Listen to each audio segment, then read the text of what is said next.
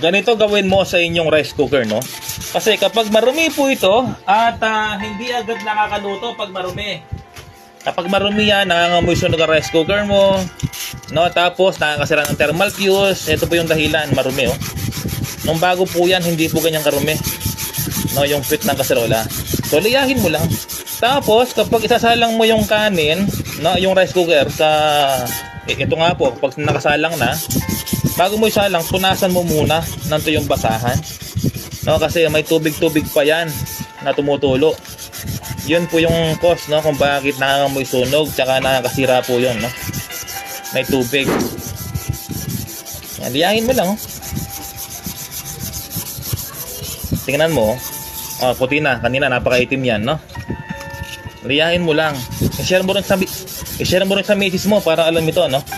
Ayan, sa mga misis sa bahay, nagluluto.